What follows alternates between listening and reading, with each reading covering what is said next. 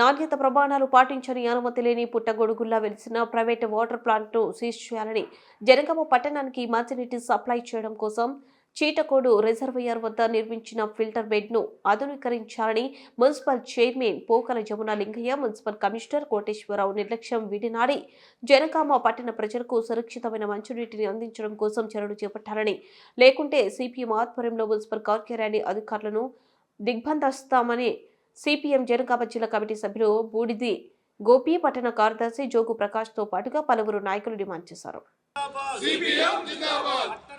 మంచినీటి పట్ల చైర్మన్ నిర్లక్ష్య వైఖరి, కమిషనర్ నిర్లక్ష్య వైఖరి, పట్టణ ప్రజలకు మంచినీరు అందించడంలో పాలకమండలి నిర్లక్ష్య వైఖరి, జనగామ పట్టణంలో పుట్టగొడుగుల్లా వెళ్తున్న వాటర్ ప్లాంట్లను అరికట్టాలి. మంచినీటి వ్యాపారాన్ని అందించాలి. పట్టణ ప్రజలకు స్వచ్ఛమైన మంచినీటిని చీటకోడు రిజర్వ్ ఫిల్టర్ బెడ్ను వెంటనే ఆధునీకరించాలి. ఫిల్టర్ బెడ్ను జనగామ పట్టణ ప్రజలకు మంచినీరు అందించాలన్నటువంటి శ్రద్ధ కానీ బాధ్యత కానీ ఇవాళ మున్సిపల్ పాలక మండలికి, ముఖ్యంగా మున్సిపల్ చైర్మన్కు, అదే రకంగా మున్సిపల్ కమిషనర్కు లేదు అని చెప్పేసి ఈ సందర్భంగా తెలియదలుచుకున్నాం. ఇవాళ జనగామ పట్టణంలో పుట్టగొడుగుల్లాగా ప్రైవేటు వాటర్ ప్లాంట్లు అనేకం వెలిసినాయి.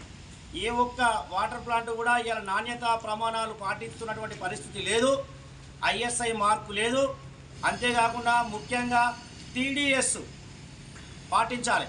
ఆ టీడీఎస్ ద్వారానే అది రక్షిత మంచినీరా కాదా తెలవడానికి అవకాశం ఉంటుంది.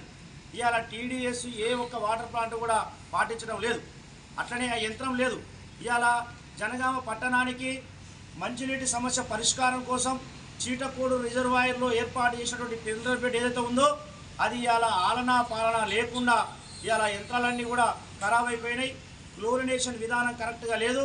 మరి అక్కడ ఏమైనా టెక్నీషియనో ల్యాబోరేటరో ఏమైనా ఉన్నదా అని చెప్పేసి అంటే అలంకార ప్రాయంగా ల్యాబోరేటరీ వస్తువులు మిగిలిపోయినాయి. ఇవాళ టెక్నీషియన్ లేరు. నీటి పరిశోధన చేసి ప్రజలకు అందించాల్సినటువంటి పరిస్థితి ఉండే, కానీ దాన్ని ఏది పట్టించుకోకుండా ఇవాళ నీళ్లను చెర్లకెళ్ళి తీసి కింద మీద పడేసి ఇవాళ ప్రజలకు అందించేస్తూ ఉన్నారు. ఆ నీటి వల్ల కూడా ఎలాంటి ఉపయోగం లేదు. లక్షలాది రూపాయలు ప్రతి నెల కరెంటు బిల్లులు, డొనేషన్ ఛార్జీలు, రకరకాల పద్ధతుల పేరుతో బిల్లులు డ్రా అవుతూ ఉన్నాయి. కానీ ప్రజలకు మాత్రం మంచినీరు అందలేదు. ఇలా ప్రైవేటు వాటర్ ప్లాంట్లే గత్యంతరం లేకుండా ఆ నీటిని తాగుతూ ఉన్నారు. అవి తాగడం ద్వారా అనేక రకాలైనటువంటి సమస్యలు, సైడ్ ఎఫెక్ట్స్ వస్తూ ఉన్నాయి. వాళ్ళు ఏం రసాయనాలు వాడుతున్నారో తెలియదు, ఎంత టీడీఎస్ ఉన్నదో తెలియదు. ఇవాళ ప్రైవేటు వాటర్ ప్లాంట్ల పైన ఆధారపడి జనగామ పట్టణ ప్రజలు ముఖ్యంగా మంచినీటి ద్వారా అనేక జబ్బులు పడుతూ ఉన్నారు. ఇది సరియైన విధానం కాదు. అందుకోసం మున్సిపల్ కమిషనర్ గారు, ఇలా మున్సిపల్ చైర్మన్ గారు ప్రత్యేక శ్రద్ధ పెట్టి అనుమతి లేని వాటర్ ప్లాంట్ల మీద ఉక్కుపాదం మోపాలి, వాటన్నిటి సీజ్ చేయాలి. అదే తరుణంలో జనగామ పట్టణ ప్రజల కోసం ఏర్పాటు చేసినటువంటి ఫిల్టర్ బెడ్ ఏదైతుందో దాన్ని ఆధునీకరించి స్వచ్ఛమైన